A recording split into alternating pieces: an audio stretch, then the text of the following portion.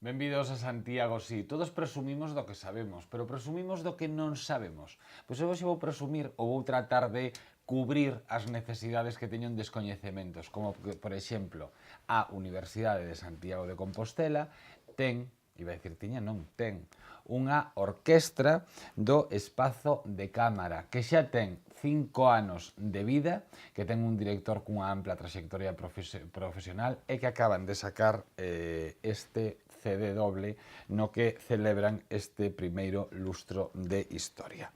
Mario Diz, benvido. Boa tarde. É certo que ata que ti te pos en contacto con nós, o primeiro que eu che digo cando me contas esta historia é que eu non sabía nin sequera que a Universidade de Santiago tiña unha orquestra do espazo de cámara. Bueno, así pero para eso estamos aquí, para falar un pouquiño dela. 5 anos. E ti levas dende o principio, non? Dende o principio, sí.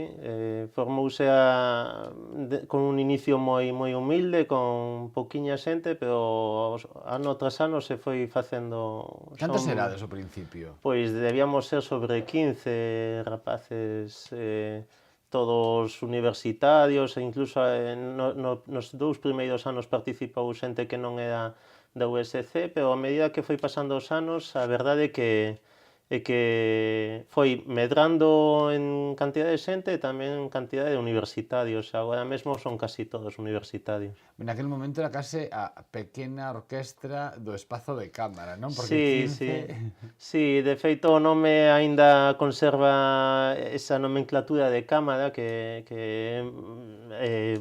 vai máis sobre ese termo máis pequeno. Por se non chegabades a... Claro, pero hoxe en día si chegamos casi a 60 personas e con orquesta completa, corda e vento. Nos inicios solo era orquesta de corda, hoxe en día xa temos unha orquesta completa que se chama formación sinfónica.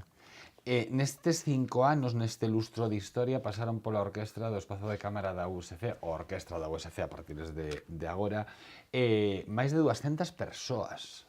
Sí. Son 5 anos, é unha carreira, non?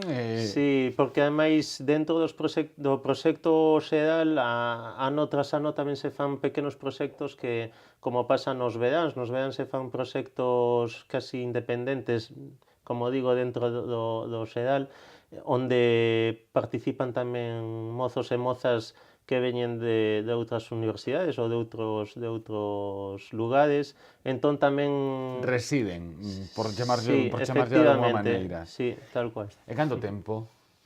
No, pois facemos en verán, é un proxecto máis longo no tempo, a maior son 10 días, 11 días, que culmina sempre con concertos e con concertos tamén fora de Santiago. E veñen aquí a Compostela? Sí.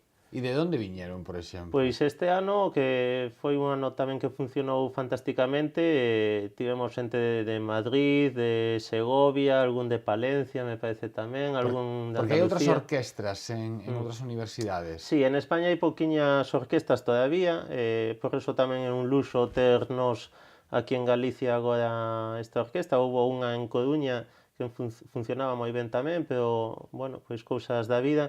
Agora en Galicia só temos a da USC, a de Santiago, e debe haber como 5 ou 6 orquestas máis en toda España. E ti dicías que son universitarios os membros da orquestra.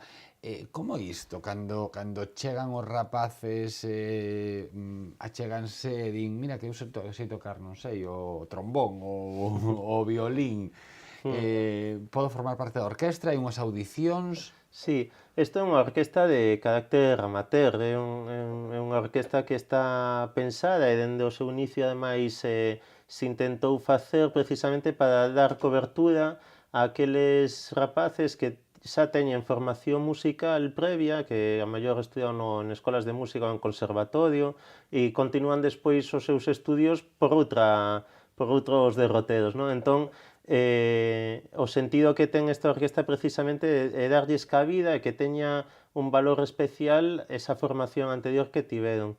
E nós si facemos unhas audicións que son casi a modo simbólico, porque non soemos rexeitar A ninguén. participantes, porque isto é para ben, é por gusto, é para que os rapaces poidan, como decía, tocar, pero sí que nas audicións medimos un pouquiño o nivel co que imos a contar en cada curso, porque ademais é un proxecto que ten moito movimento de xente, non?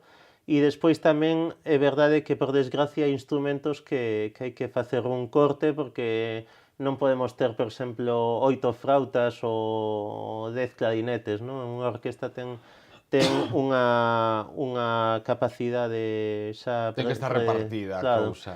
pero bueno, sempre facemos listas de agarda, entón tamén se falla algunha persona pois pode participar, rara vez é que non participen todos nunha ou noutra ocasión. Estou-me a acordar, veume a cabeza agora, o mundo da música é un mundo complexo, non? Como calquera mundo, como calquera especialidade. Pero estou-me a acordar dunha serie que foi do último que vin o pasado ano, que me gustou moito, que teño que continuar vendo, porque vin aínda a primeira temporada, que vai dunha orquestra. Unha serie que chama Mozart in the Jungle, non sei se che soa. A ver, é unha serie de televisión, lóxicamente, está todo como moi exagerado, pero bueno, que cando falabas de non podo ter non sei cantos clarinetes, ao final... Sí, isto está reflexado. Claro.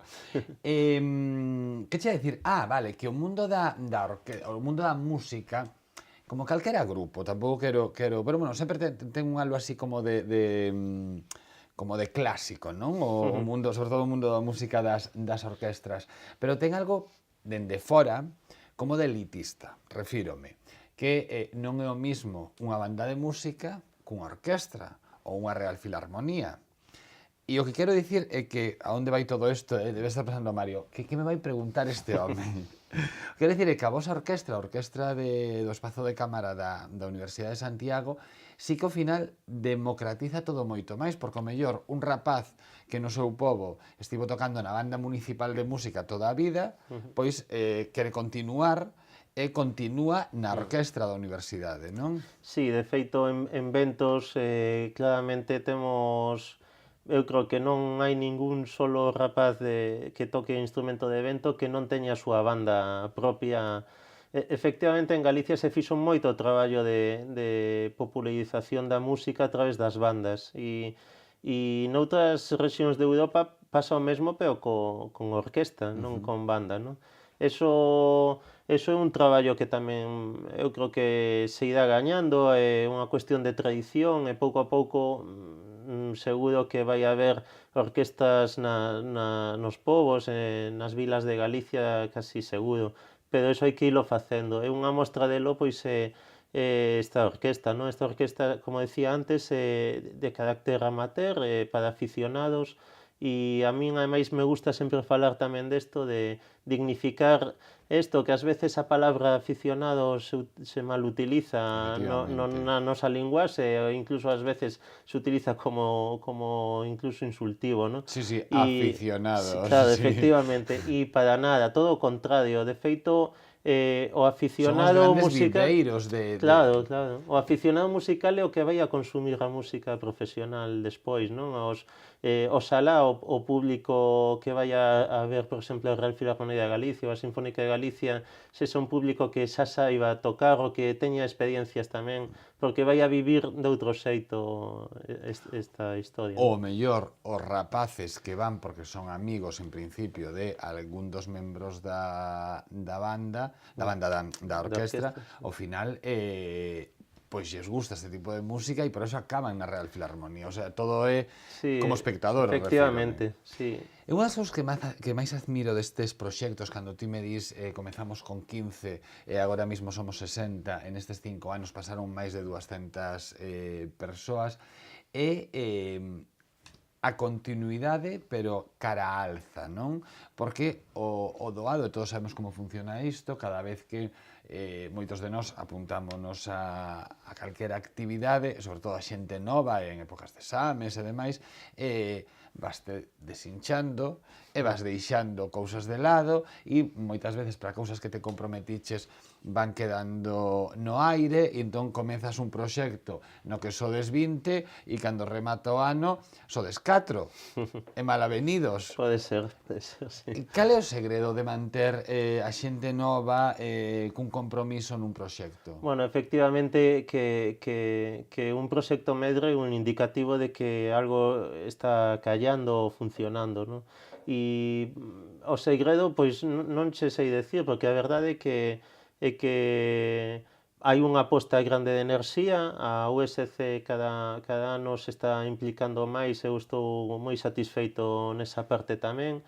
Eu lle meto moita enerxía, pero tamén é verdade que este proxecto vive de colaboracións de distintos profesionais que participan como profesores, entón tamén dan unha especie de clases que chamamos seccionais, non? Entón ensinan as partituras que teñen que tocar, os rapaces se ven tamén moi amparados tamén polos profesores e demais. Pero Entón, explícame iso, que son como masterclass ou... no, neste caso está dentro do proxecto orquestal, entón para aprender as partituras, por si hai algunhas cuestións que efectivamente técnicamente a mellor son máis complexas de acadar ou tal, pois cada sección teñen os rapaces un profe que lles ampara un pouco nesto, ¿no? Como decía, é dicir, pois ao mellor miran as pasaxes e incluso en moitos concertos tamén tocan os profes xunto con eles bueno, isto é un hábito normal dentro das orquestas de formación en que participen máis profesionais a parte neste caso da miña figura que como director que simplemente poño de acordo a todo o mundo, pero bueno, despois cada instrumento ten a súa participación. Porque que implica formar parte da orquestra da Universidade de Santiago? Refírome que implica en tempo, en ensaio, como é a dinámica? Bueno, pois hai unha certa carga de adicación, eso sí que é verdad, non é grandísima tampouco, por eso tamén convido a todos os rapaces que sexan universitarios, tamén está aberto para xente non universitaria, ou seja que todo o mundo que se queira chegar pode... Límite de idade? Tampouco hai, ata os 100 anos, como quen di. Pero hai límite por abaixo, eso sí, porque, bueno, efectivamente tamén hai que ter un certo nivel para poder tocar. Pero, bueno... Entón, repetimos, para que quede clariño. Se vostedes queren partir así, se vostedes queren, se son mínimamente virtuosos ou mínimamente teñen xeito para tocar algún instrumento, queren formar parte da orquestra da Universidade de Santiago, se sodes universitarios non pasa nada, porque xa estades na universidade, pero se non estades na universidade tamén poden formar parte desta orquestra. Iso sí, non hai límite de idade cara arriba, sí que hai que ter uns mínimos coñecementos, porque eu podo dicir que me encantaría estar na orquestra da universidade e o único que podo facer é recoller as partituras do chan, por exemplo, pero que si son mínimamente virtuosos de algo ou teñen experiencia en algún instrumento, que esta orquestra, pois, bueno, é unha posibilidade. E entón, horas... Sí, pois como dicía, nos ensaiamos semanalmente, agora estamos ensaiando casi de noite, máis ou menos tarde para conciliar co horario de clases universitario. Hora aproximada? Estamos ensaiando de 9:30 a 11:30 os martes. 9:30 a 11:30, 2 horas. Sí. E despois, antes de cada... Onde ensaiades? Por esta curiosidade. Na igrexa da universidade. Temos unha sede fantástica para facer música, porque é todo un luxo. O que pasa que tamén che vou dicir, ali vai frío, Bueno, pero a música quenta o quenta. corazón, sí. O sitio é espectacular, Sí, o sitio está fenomenal e a máis acústicamente funciona moi ben, porque non é unha iglesia sobradamente reverberante, como está condicionada para facer tamén exposicións e demais, hai moita madeira que bonito ten que ser, aparte, das vosas actuacións, un ensaio sí. Mira, tivemos unha rapaza fai 3 anos, creo que era romana, viña de Erasmus, porque tamén temos Erasmus, e como no resto de Europa nos levan algo de vantaxe tamén neste sentido de que é máis tradicional tocar un instrumento. Agora nos estamos poñendo moito a tono, tamén hai que dicilo que cada vez máis, pero esta rapaza viña de Roma e me fixo gracia porque cando entrou e viu a igrexa lle fascinou. E eu lle comentaba, pois anda que en Roma non hai igrexas e bastante máis tal, pero lle parecía unha pasada. E o poño de exemplo porque ás veces nin nós mesmos valoramos o que temos, non? E nese sentido sempre é verdade que pasamos un pelín de frío algúns días, pero non, este ano estamos tendo un bo ano, pero se compensa Lévase ben, Sí, perfectamente. E dicía, pois eso, ensaiamos semanalmente, para min era moi importante cando empezou este proxecto que houbera ensaios periódicos, porque non é o mesmo o ensaio periódico, aínda que non sexa moitísimo, pois estamos falando de 2 horas para preparar programas de 1 hora e pico, non é moito, pero sí que é verdade que a periodicidade te dá unha certa perspectiva de ata onde chegar, non? E despois, antes de culminar co concerto que facemos en cada programa, facemos uns ensaios intensivos a maiores que facemos antes do concerto, pois se o concerto é un domingo ou un luns, pois a fin de semana inteira facemos mañán e tarde, sábado e domingo ensaios tamén. E levan deberes? Bueno, eu intento que leven deberes, pero me gaña a situación nese sentido. É verdade que están moi cargados na parte de estudiantes, non? Facemos un pequeno parón nesta conversa que estamos a ter con Mario Diz, que é o director da orquestra da Universidade de Santiago, que escusa este CD no que recolle 5 anos de historia desta formación que, o mellor, como eu, non sabían vostedes que existían e que paga moita pena aquí en Compostela. Hacemos un pequeno parón e regresamos de seguido. Libraría Couceiro, no corazón de Compostela. 5 plantas cunha ampla oferta para todo tipo de públicos. Literatura infantil e galega, guías de turismo, novidades en español. Dispoñemos dunha sección con numerosos exemplares en oferta. Na Praza de Cervantes, Libraría Couceiro. Hoxe nós non somos nós, somos 2 facsímiles. Bueno. Explicamos o que é un facsímil. Bueno, máis ou menos a xente sabe, un original que se fai unha copia exacta de como é.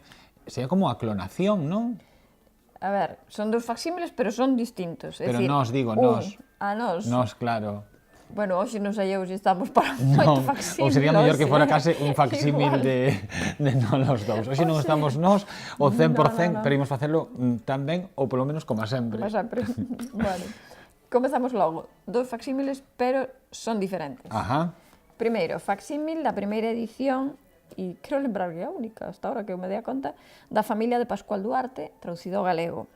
Este facsímil é editado agora pola Xunta de Galicia, pola editorial Galaxia, con motivo do centenario do escritor Camilo José Cela. Non? Realmente, a primeira edición, Cela decidiu no 1952 que quería ver traducido ao galego a familia de Pascual Duarte. Hai unha frase que a mí chama moita atención, que pon... Teño que miralo así, porque sabes, sí, porque o libro ven sen cortar, incluso. Bueno, pois, aquí, nun limiar, pon a decisión de Camilo José Cela no ano 1952 de solicitar a edición en galego da familia Pascual Duarte vinculada aos 2 máximos representantes da intelectualidade galerista histórica naquela altura, Vicente Risco para a traducción e Otero Pedrallo como prologuista, pon de manifesto a vontade do autor de ver con total garantía intelectual e literaria a súa obra no idioma das súas orixes. Comillas, unha das pocas lenguas europeas a las que non está vertido e sin duda la que máis me interesa.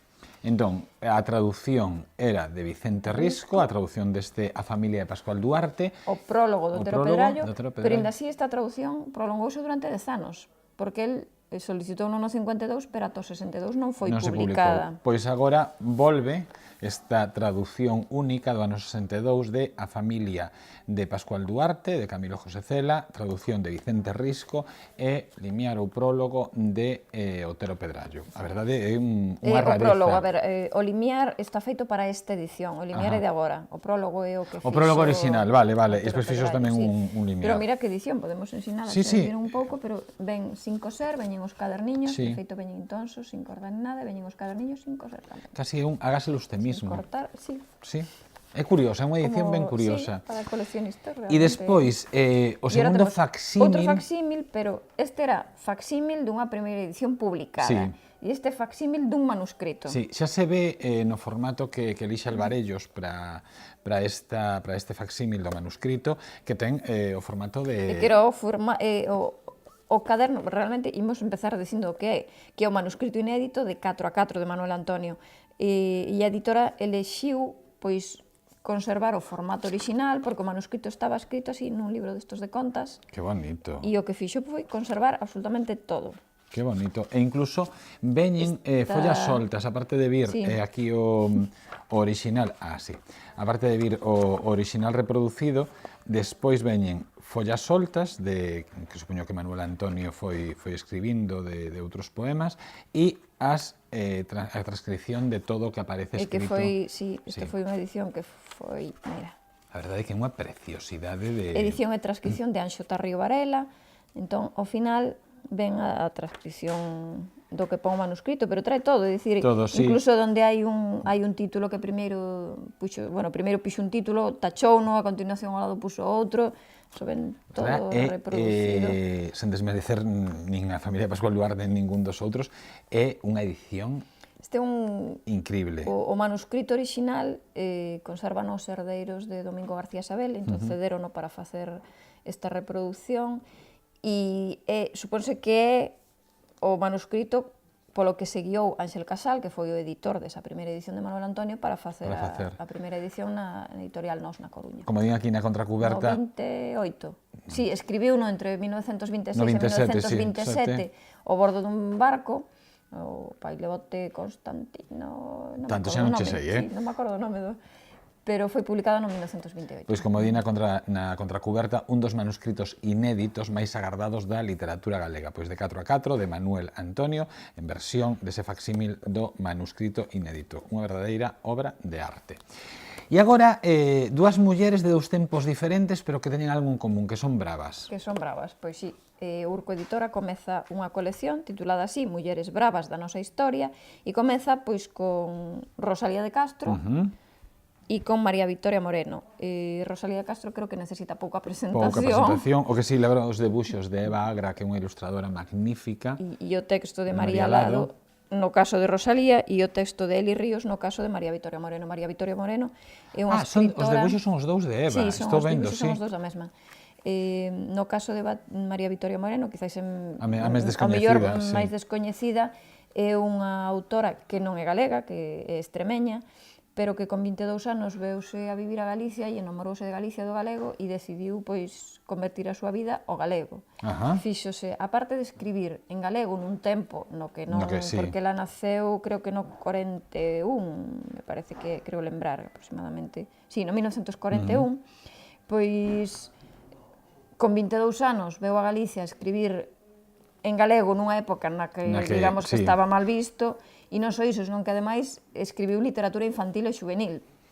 Pois... De feito, incluso tivo rexistros na súa casa e todo por dar clases de galego. Por dar clases de galego? Por dar clases de galego, así pois, que... dúas mulleres bravas, quizás a máis coñecida, Rosalía de Castro, mulleres bravas da nosa historia, e María Victoria Moreno, é que como fai aquí así un rabiño, quizáis eso, máis descoñecida, pero que tamén é moi importante por iso, porque ao final a nosa cultura era allea e ela adoptou o seu día a día.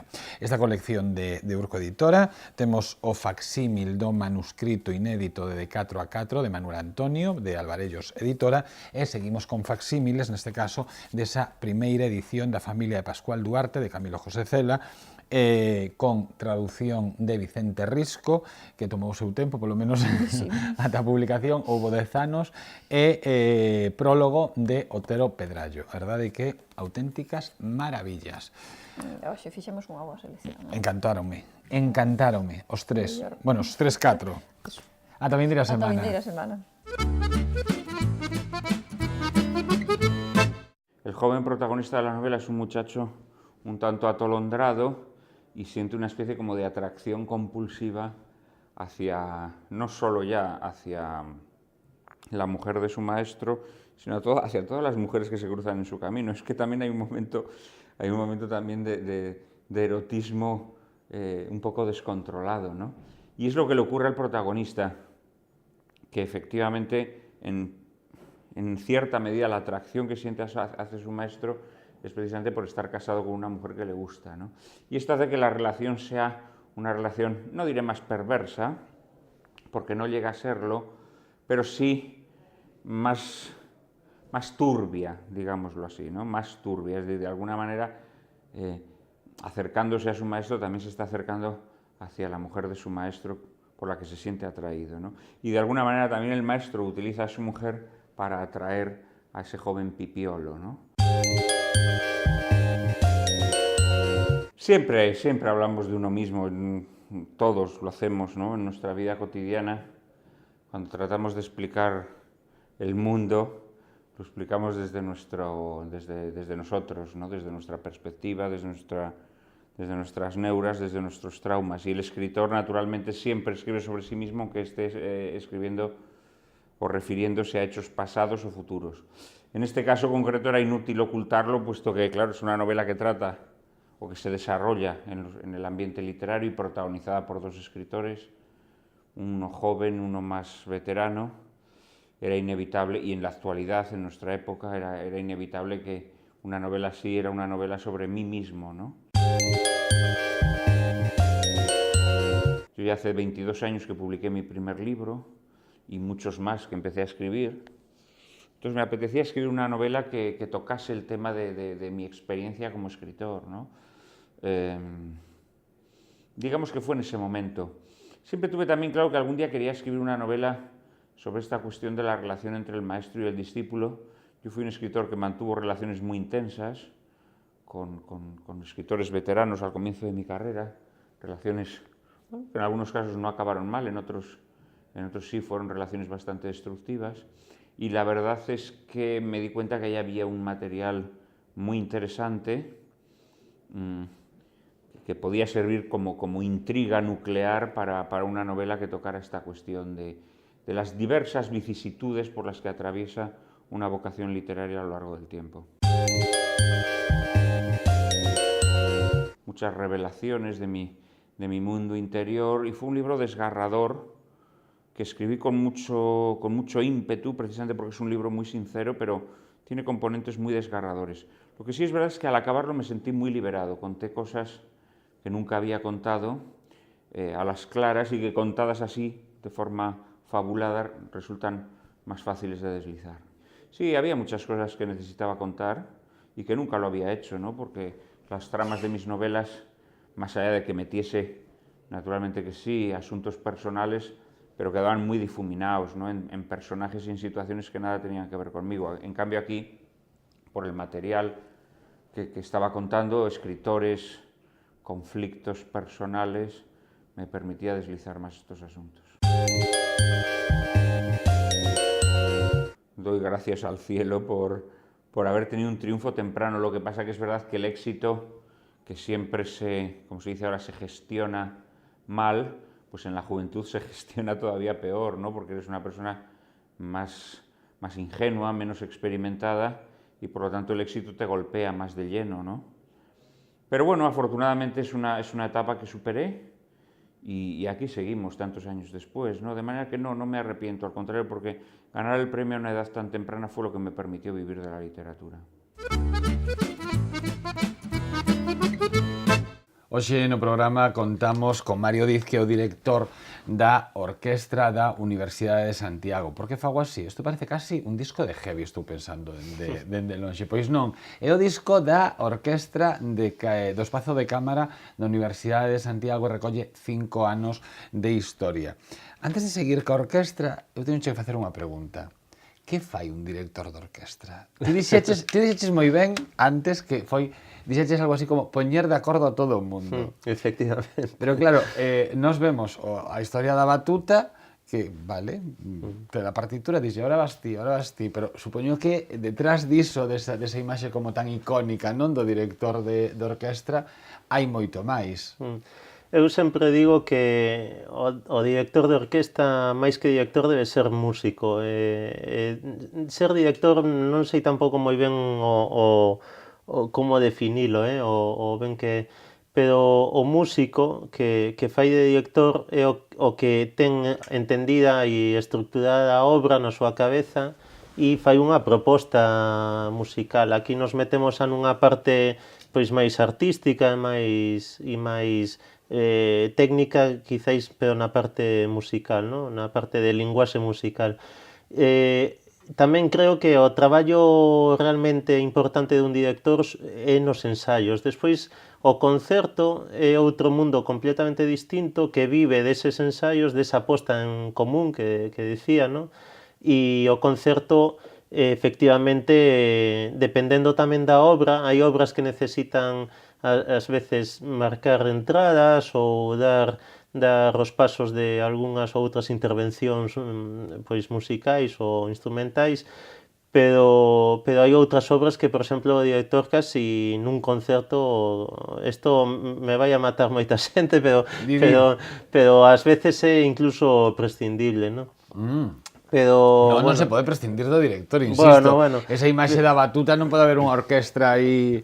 Claro, digo, en dependencia do repertorio, ¿no? Hai repertorios que son máis necesarios que outros, pero en xeral o director o traballo fai nos ensaios, o concerto é outra historia. Falando de repertorio, o dirixir, o ser a cabeza dunha orquestra de unha universidade, o repertorio que elixes sería moi diferente o que elixirías para outro tipo de formación? Explícome.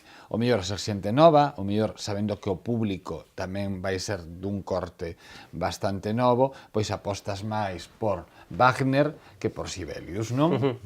Sí, oxalá. Oxalá Wagner ou Sibelius, Sibelius algunha peza tocamos de Sibelius, pero non das fortes. Sí, efectivamente, o traballo de programación é bastante complexo porque son moitas variables que hai que ter en conta, non? Por unha parte está o límite de nivel no que podemos contar, o que decía antes, pois as probas de admisión basicamente valen para saber cales son, onde podes chegar. Claro, cales son as ferramentas ou os ingredientes cos que vamos a contar para facer o caldo, non? Seguinte.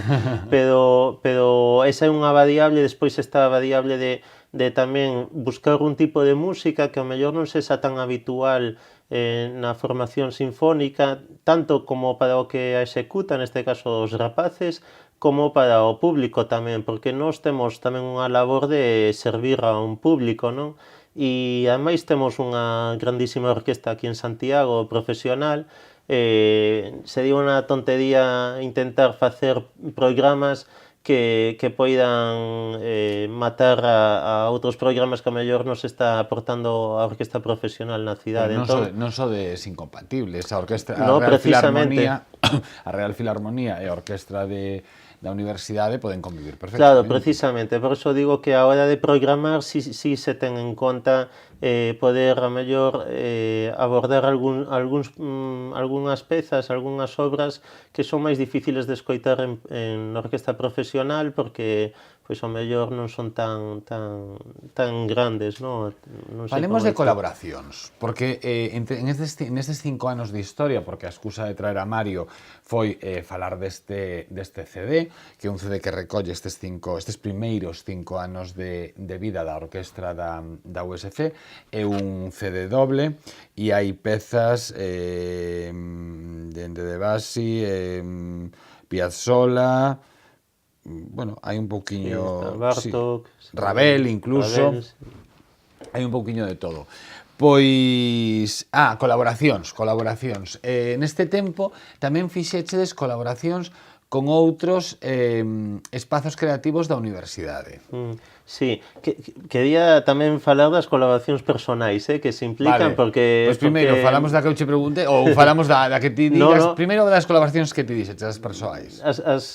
Que para min é importante, non ten sentido este proxecto si xa o comentei antes, pero quero que quede constancia de que participan profesores, tanto de escolas de música como de participaron profesores da escola de aquí de Santiago, por exemplo, do conservatorio tamén, de conservatorios de fora de Santiago están participando profesores tamén activamente, e son os que facían esta labor que dicía antes, ¿no? de facer algúns seccionais, pero despois tivemos tamén colaboracións máis puntuais de solistas que efectivamente tamén dan un apoio moi grande ao proxecto, no? O ano pasado, por exemplo, no concerto que fixemos conmemorativo dos 5 anos que fixemos na catedral, pois tivemos o grandísimo luxo de que acompañamos a James Dahlgren e a Gregory Nedoboda, que son o concertino e o principal de segundos violíns da Real Filarmonía. Para nós foi todo un luxo. Tamén participou Margarita Guerra, que é bastante coñecida como intérprete de castañolas. Bueno, tivemos colaboracións tamén... Perdoa, hai alguén que está especializado... Sí. Hai alguén que está especializado bueno, está considerado, non o digo como asombrado, por como son as especializacións no mundo en tocar castañuelas nunha orquestra. Sí, esta muller ten moita fama, ademais a chaman moito de fora de Galicia tamén, as orquestas profesionais a chaman tamén, porque non é moi habitual e ademais é difícil tocar as castañolas. Sí, a ver, si non me parece ninguna... E ela coñece o repertorio, nos tocamos as bodas de Luis Alonso con ela, neste concerto que falaba, está grabado este concerto, ademais está publicado na USCTV, e a verdade é que é fenomenal tamén. Pero xa digo, que fantástico, como é o mundo da música e da música clásica. Sí, e ademais estas cousas son, ante unha pregunta que me fixeras antes, son as que dan un pouco de chispa, e aos rapaces tamén lles gusta moito participar nun proxecto onde ten este punto, non? E despois están as... Ti me preguntabas polas colaboracións... Sí, bueno, preguntabache ca aula de teatro. Sí, efectivamente, temos entre nós xa fomos colaborando pois con outras áreas da USC.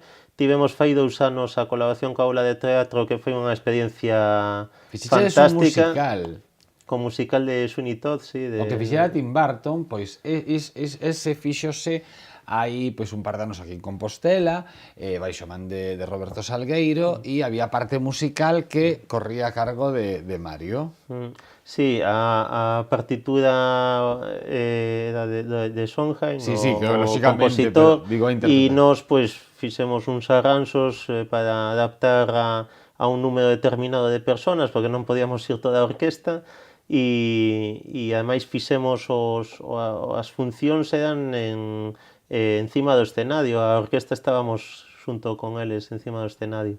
Funcionou moi ben, fixemos, eu creo que casi 25 funcións. Estiveches como os cómicos por todas partes, Sí, moi ben. E o ano pasado tamén fixemos un musical, aí xa foi con música feita a propósito, esta compuxen eu, para facer unha colaboración tamén. A parte da aula de teatro colaboramos, foi máis activa a participación e o eixo central da aula de danza, que tamén tiñamos pendente colaborar con eles. Espazo danza, chamas. O espazo de danza, sí. Espazo de danza. E aí compuxeches ti as pezas. Sí, aí fixemos un musical duns 20 minutos de duración, e, bueno, aí a miña faceta como compositor pois a levei a cabo, máis que nada por tamén conseguir unificar pois certos criterios, e foi unha experiencia fantástica. Se pensou ademais facer ese musical para participar nun encontro que houbo en Vilarreal, en Portugal, e entón fixemos unha historia que saliu da área de cultura tamén, e fixemos unha historia tiña relación con Galicia e Portugal. Falemos do CD xa para ir rematando. Bueno, primeiro de nada, a ver, a xente agora que nos estea a ver e que pense, pois a mí apetecíame ir a descubrir estos rapaces. Bueno, porque a xente que xa sabe, onde, cando facedes concertos, onde soen ser, na Igrexa da Universidade igual, cada canto tempo aproximado... Sí, nos facemos un programa mínimo vamos a decir, trimestre, ¿no? Entón facemos 4 programas ao ano. Acabamos de facer o concerto de Nadal, foi o 12, me parece, o 11 de decembro. Agora vamos a abordar un concerto que coincida con primavera. Despois teremos o de verán e soemos facer tamén outro principio de curso en outono e Nadal. Sí. Eses dous quedan xuntos. Hai que estar atentos e desfrutar desta xente da orquestra do espazo de cámara da Universidade. O CD son un dobre CD, recolle 5 anos de historia e o bo é que parten das grabacións, o que tengo dos concertos. O que está grabado son os concertos e de aí colliches pezas, non? Sí, o CD é un recopilatorio deses 5 anos de distintos concertos que fixemos ao longo deste lustro, por eso se chama un lustro de historia. E que se pode atopar? Pois hai unha miscelánea de distintas pezas, hai pezas dende barrocas a pezas xa máis románticas, hai algunha peza tamén pois impresionista, pois de Ravel que falábamos antes, por exemplo, hai pezas de autores galegos que sempre temos interese de incluir algún repertorio galego e de feito aí está o concerto de Manuel Quiroga para violín e orquesta, está tamén unha... como se di isto en... me sale algo en inglés, un extracto de unha peza que nunca se chegou a gravar. Porque é unha linguaxe específica, seguramente, sí, que normalmente utilizamos excerpt aí e me salía, pero é un termo moi específico da música, sí, non? Claro. É que en ese caso ás veces se me va a mí a cabeza, pero un extracto, sí, eso se utiliza tamén normalmente. Decía dunha obra que nunca se chegou a gravar na versión orquestal. Ten unha versión de banda que si está grabada, que é a de Camiño de Santiago de Enrique Saavedra, e aí hai, pois como decía, un extracto, hai unha introducción que se grava por primeira vez. Sí, neste caso nos como orquesta amateur, pero aí está. Mario, moitas grazas. Agora, despois de descubrirvos, o que me queda é vervos. Pois invitado estades. Irei. Igrexa da Universidade, non? Normalmente. Sí, normalmente, sí. Ás veces, incluso, colledes a catedral e xa que sodes 60, tedes que lucir así nun gran espazo. Moitas grazas por encher esta cidade de cousas fermosas e de boa música. Dios que a vos.